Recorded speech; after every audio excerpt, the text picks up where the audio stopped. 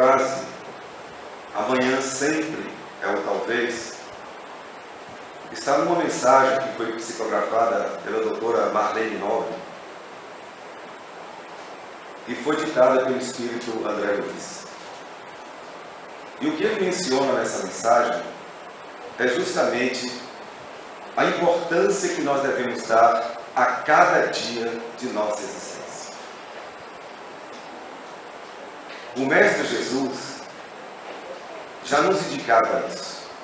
Dê a cada dia a sua importância. A doutrina espírita nos reforça de maneira muito positiva esse conceito de que cada momento em que estamos vinculados ao corpo físico, numa reencarnação, cada segundo é extremamente importante e extremamente sagrado. O mundo espiritual, de um modo geral, faz uma reflexão crítica, também positiva, mostrando-nos que, infelizmente, nós não temos esta consciência plena e a disposição moral para preenchermos cada dia da nossa existência com atividades edificantes. Não só em função de não aproveitarmos bem, dignamente, a existência, mas principalmente por desperdiçarmos de maneira infeliz o tempo que nos é precioso. Uma amiga nossa nos falou há poucos dias que, diante de uma notícia que possa lhe conduzir a uma expiação física através de uma doença que provavelmente deverá contar como sendo mais um arsenal de possibilidades reflexivas e de crescimento, resumiu dizendo-nos assim: diante da notícia do diagnóstico confirmado, apenas uma coisa eu quero de minha vida daqui para frente: fazer com que cada dia da minha existência seja dignificante. Eu fiquei extasiado, ainda estou extasiado com essa postura e confesso que até hoje não me refiz da comoção de ter escutado isso de alguém que acabara de receber uma notícia de uma doença de difícil enfrentamento. Isso nos fez aumentar o ânimo, o estímulo para continuarmos a também propor nas nossas casas espíritas que sejamos dignificados a partir de uma postura de produtividade, onde o amor, o bem, a generosidade, todas as virtudes que nós aprendemos cuidadosamente, de maneira também muito nobilitante, através dos livros espíritas e todas as mensagens, entendemos que a partir de então, mais ainda devemos cuidar melhor do nosso tempo, da nossa maneira de lidarmos com todas as coisas. Aliás, é bom que a gente lembre uma coisa muito importante. Quando se abre uma casa espírita, o que se propõe a partir de uma entidade espírita é que todos que vinculem-se a ela tenham como prioridade de vida melhorarem-se intimamente, devotarem-se ao bem e fazerem desse modelo, dessa busca, o ideal de vida. Cada casa espírita é um verdadeiro oásis que se abre em meio a uma sociedade contaminada por tantos desvios lamentáveis que nos abatem o ânimo e enxergamos de lado a lado crianças, jovens e idosos desestimulados com a vida, sem esperança, descrentes na própria vida. E é aí mesmo que André Luiz, na mesma mensagem, fala: não vamos questionar a vida, porque a vida é que vai nos questionar e vai nos perguntar o que fizestes do tempo concedido na encarnação bendita que recebestes de Deus.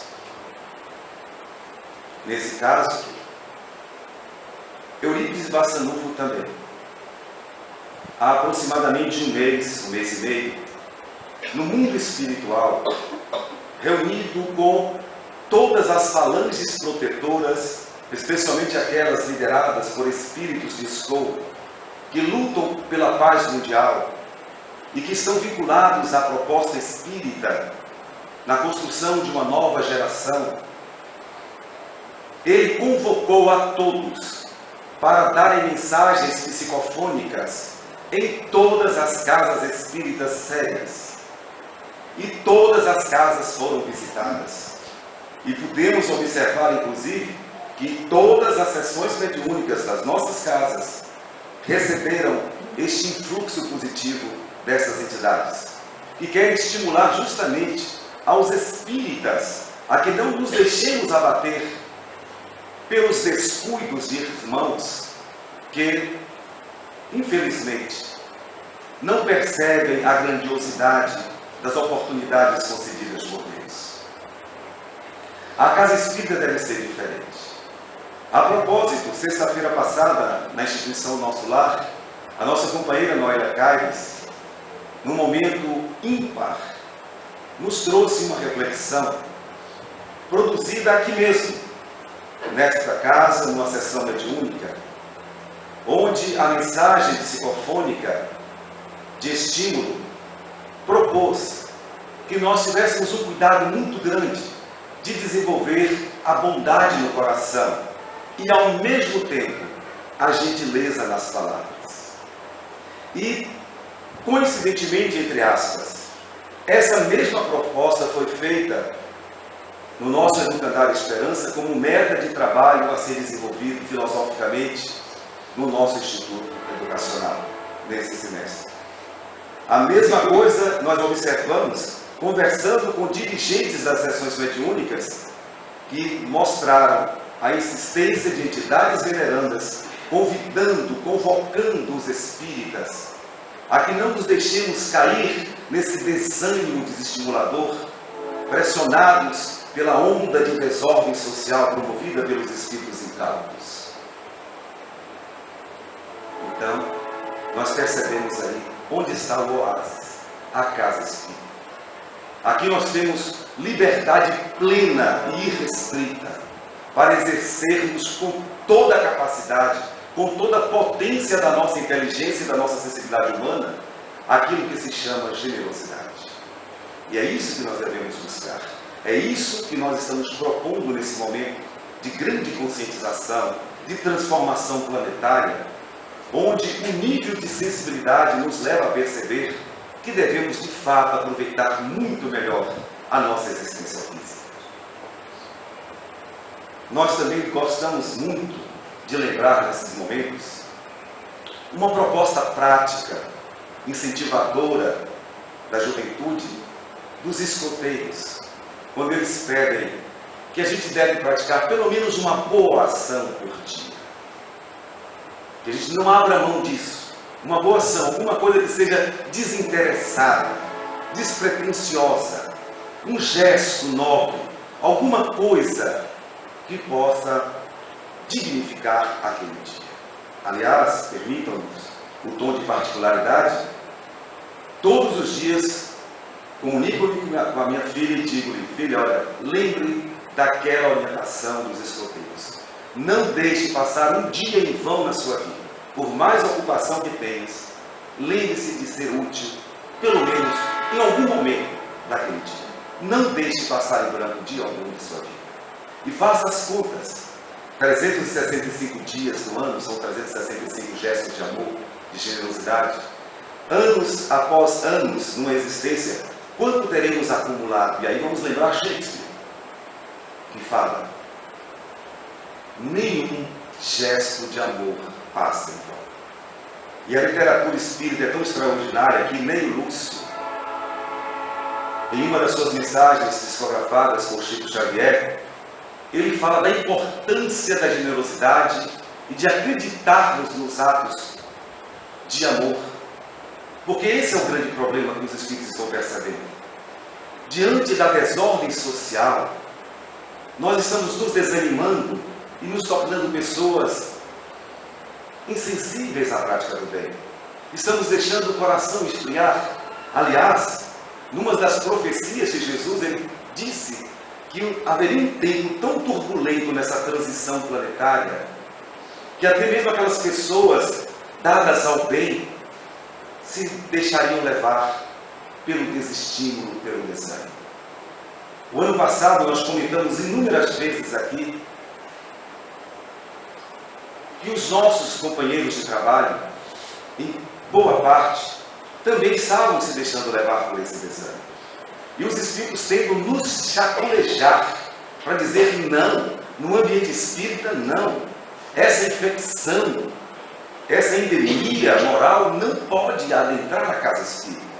Nós temos que fazer a diferença na sociedade, não para exibirmos bondade, mas simplesmente para dignificarmos a nossa postura de espíritas. Porque ser um verdadeiro espírita, na realidade, é ser um verdadeiro cristão. Não se pode separar uma coisa da outra. E como se pode conceber um cristão que não pensa em ser generoso a todo tempo? Seria uma tremenda hipocrisia que nós esperamos que não se repita no ambiente espírita. Mas dizíamos que Ney Lúcio escreveu algo tão simples e ao mesmo tempo digno de reflexão a respeito da importância do mínimo gesto de amor. Que acreditemos no amor sempre. Ele fala de um homem que ocupou o seu tempo na encarnação para praticar o mal. Desde os primeiros dias da sua juventude, ele se tornara delinquente. Preferira aquele envolvimento com as galeras ociosas, envolvidas com a drogadição, e também, tendo como opção de vida, usurpar os bens alheios. Adentrando pela criminalidade, se tornou um dos mais perigosos homens para a sociedade a qual pertencia. Recluso várias vezes, liberado tantas outras, mas sempre mantendo-se no mundo do crime. Nesses embates com aqueles que devem proteger a sociedade, ele acabou sendo assassinado numa troca de tiros com policiais. O seu espírito foi para o vale dos criminosos, dos assassinos, naqueles ambientes em que pessoas que comungam das mesmas ideias, das mesmas posturas, elas acabam se encontrando. Não é um inferno construído para eles, mas é um inferno que eles construíram para si. E depois de amargar durante anos nas regiões sombrias, com sofrimentos atrozes, com gritos, gemidos e estertores daqueles que lhes foram vítimas e que ainda não haviam conseguido liberá-los a partir do perdão, vivendo um momento de grandiosa aflição e indescritível pânico, até que finalmente resolveu gritar por socorro e pela primeira vez, depois de muitos anos, chamou por Deus e gritou desesperado: Deus, livrai-me desse sofrimento, eu não aguento mais. Como nós sabemos, conforme o livro dos Espíritos nos orienta, todo sofrimento, como consequência de atitudes insanas, são consequências naturais, são causas que levam aos efeitos consequentes.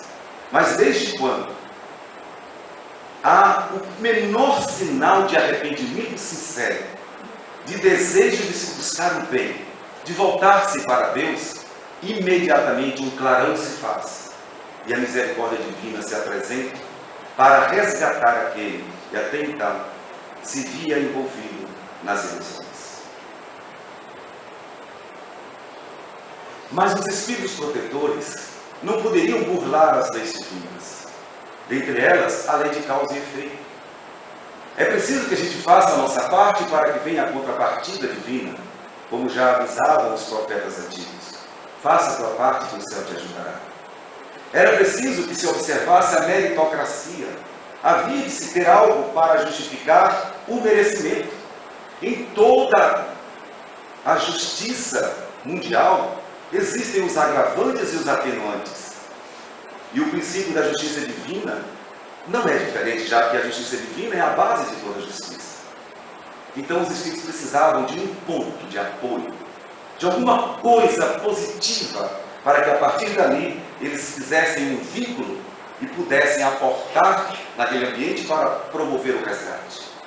O local descrito por Lei Lúcio seria assim, semelhante a um poço profundo, onde não se poderia nem medir a dimensão da profundidade. Escuro, inóspito e quase inacessível. Mas ali havia uma alma arrependida. E a lei divina, ela é clara.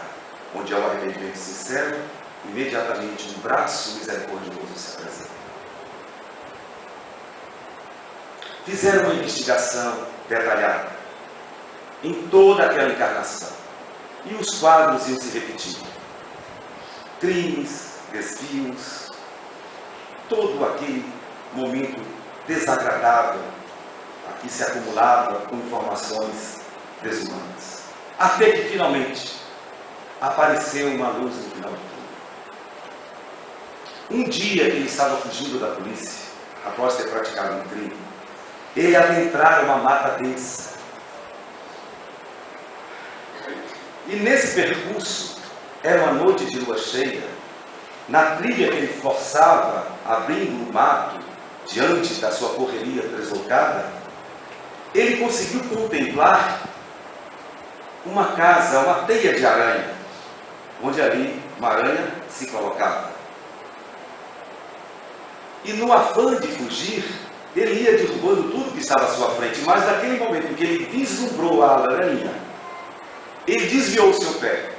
Teve um momento de generosidade, de preservação de um ser que pertence à natureza.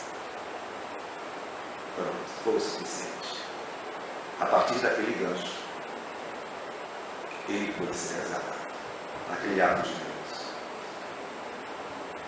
Samson, um dos membros fundadores da Sociedade Parisiense de Estudos Espíritas, ao lado de Allan Kardec, quando desencarnou, enviou-nos uma mensagem que está exarada no Evangelho segundo o Espiritismo, em que ele nos pede, a nós espíritas, para refletirmos muito sobre o amor, sobre a generosidade, porque essa é a proposta libertadora. Não existe outro meio de alguém ser feliz senão através da vivência do amor.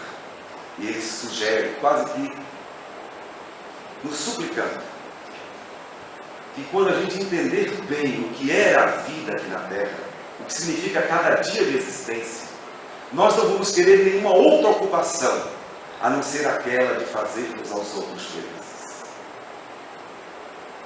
E em termos de gestos generosos, a vida nos contempla com milhões de possibilidades. Outro dia, um brasileiro que estava em Londres, por exemplo, ele estava caminhando com um amigo londrino e eles iam atravessar uma avenida. E esse amigo brasileiro foi atravessar a avenida fora da faixa para pedestres.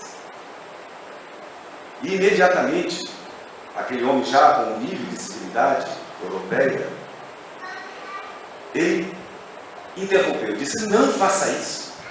Ah, mas o que é que tem? Não faça isso. Vamos atravessar na faixa. Mas o que é que tem?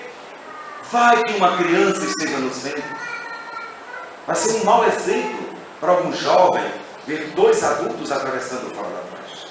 Aliás, nesse momento, o governo de São Paulo está gastando uma fortuna com propaganda, porque fez uma remodelação para urbanizar, para equilibrar a convivência social naquela grande metrópole, para que as pessoas, pelo amor de Deus, atravessem nas faixas, para evitar tantas mortes, tantos atropelamentos, que chegam a assustar o mundo. E são números que assustam até aqueles que estão em guerra. Aí nós vamos perceber que quando a gente grita dentro de casa, as nossas crianças, os nossos jovens estão aprendendo a serem agressivos.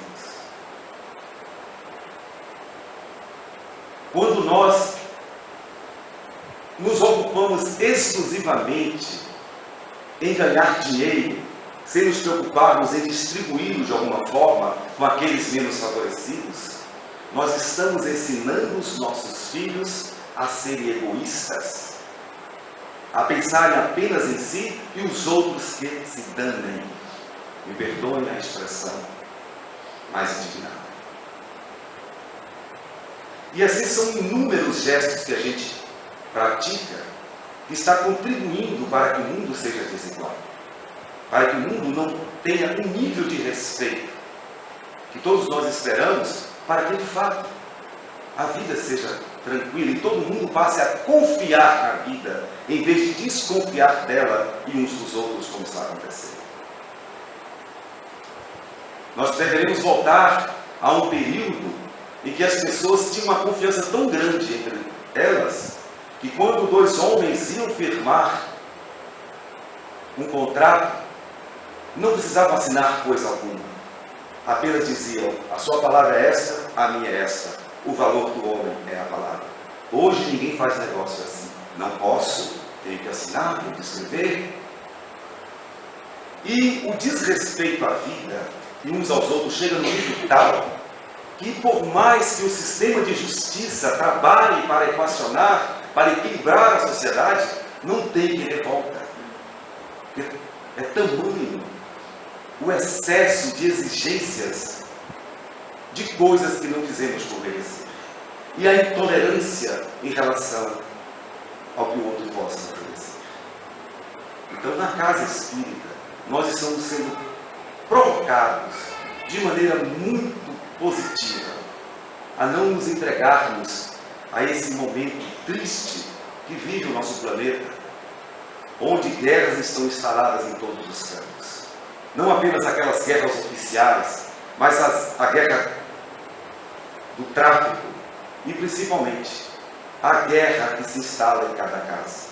Onde uma pessoa faz uma pergunta, fala algo qualquer, dali se inicia uma discussão. Por falar em discussão, é tão comum a gente ver famílias brigando, gritando a qualquer hora, por nada. Quando alguém tenta intervir, o que é que aconteceu aqui? E é vexatório, não aconteceu nada. As pessoas estão armadas contra as outras por nada. Nada que justifique qualquer ação reparadora da sociedade. A propósito disso, existe um teste que também é dirigido especialmente para os espíritas cristãos. Se você estiver na sua casa, recolhido para o repouso, aí de repente você escuta o vizinho gritando, escuta o revide, escuta pancadaria, um clima de escândalo, de provocações e de ameaças. Qual seria a sua postura como vizinho? Você iria chamar a polícia? Ou você iria colar o ouvido na janela para ouvir melhor e contar depois, no dia seguinte, o que acontecera, espalhando o boato? Ou você iria se recolher,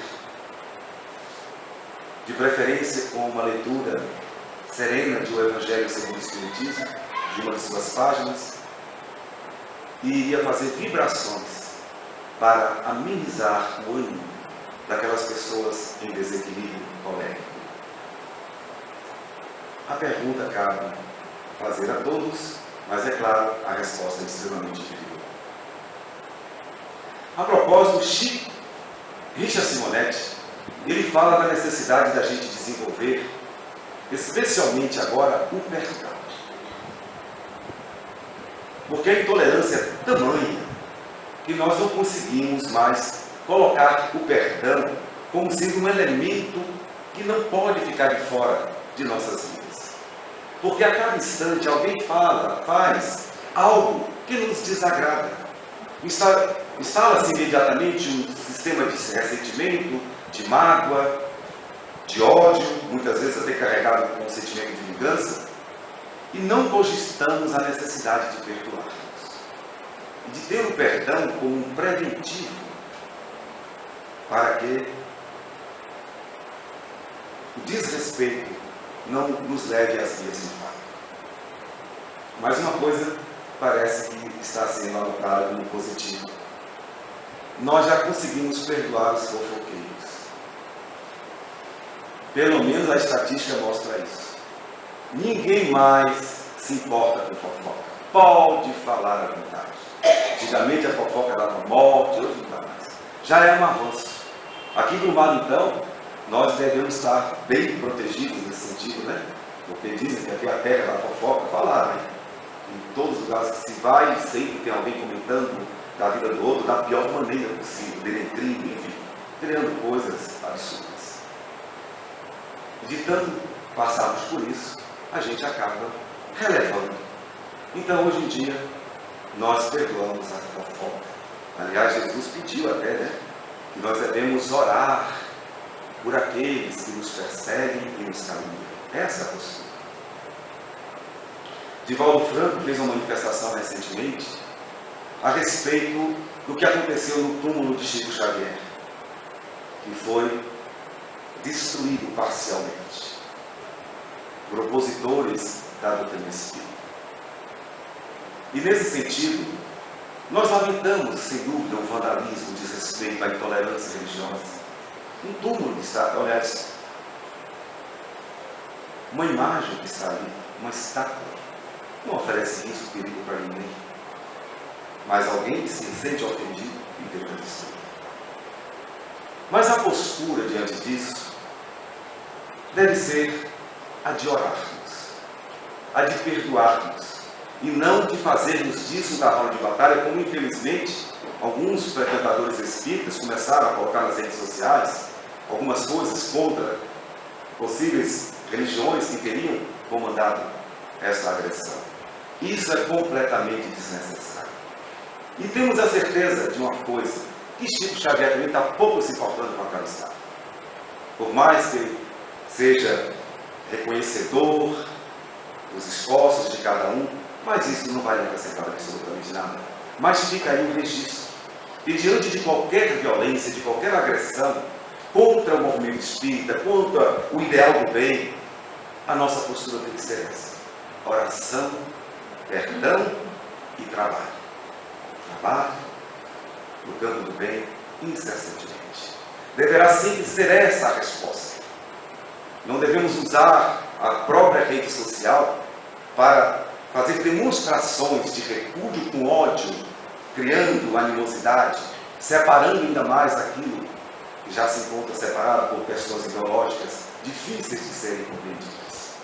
Nós estamos sendo convidados nesse momento para vivermos a profundidade do que significa a alteridade, que é essa capacidade que o ser humano deve ter de conviver com as diferenças, por mais que estas lhe desagradem. Lembrando aquela frase de Voltaire, lá na França, nas calorosas discussões entre os da direita e os da esquerda, em que ele dizia aos seus opositores, dando-lhes a liberdade de se expressarem, com aquela frase: ainda que me digas tudo que eu não concorde, eu vou lutar até a morte pelo direito que você tem de dizer. Isso nós temos que desenvolver. Isso é indulgência. Isso é amor incondicional. Não quer dizer que vamos aceitar o ilícito. Nós temos que analisar a vida, as coisas, o que é correto, o que é amor e o que está distante do amor. Devemos tomar exatamente o amor como referência, porque filosoficamente o mal não existe. O que existe é o bem, e o bem é o amor. E quando existe algo que chamamos de mal, é apenas a ausência do amor. E aquele que não compreende o amor, uma vez compreendendo-o, deixará de praticar o mal. Então a nossa postura deverá sempre ser essa. Indignados ou não, jamais usar de recursos violentos, seja por palavras ou qualquer outro meio, para revidarmos aquilo que nós não concordamos. Ainda hoje, uma conversa muito amistosa com os nossos alunos da Universidade Esperança, nós falávamos dos super-heróis. E um dizia, eu sou esse, eu sou aquele, eu sou esse, eu sou aquele. E falavam as armas que cada um usava, eu uso isso, eu uso aquilo. Aí nós colocamos ali a figura de Jesus e disse-lhes, vocês perceberam que de todos esses heróis nós estamos aqui com um que é maior de todos? E eles imediatamente reconheceram. E eu falei, por que ele é maior de todos? Porque os super-heróis são bons. Eles estão aí sempre com aquela ideia de salvar as pessoas. Eles vêm da imagem da bondade. Só que eles ajudam as pessoas praticando violência. Quem quer o Rambo como protetor, pelo amor de Deus? Aqueles canhões escandalosos. E aí eles entenderam, eu fiquei impressionado com a resposta das crianças desse sentido. E eu perguntei qual é a arma que Jesus usa para combater o mal. Uma menininha disse, o amor, tio. Boa noite a todos. Que Jesus nos abençoe.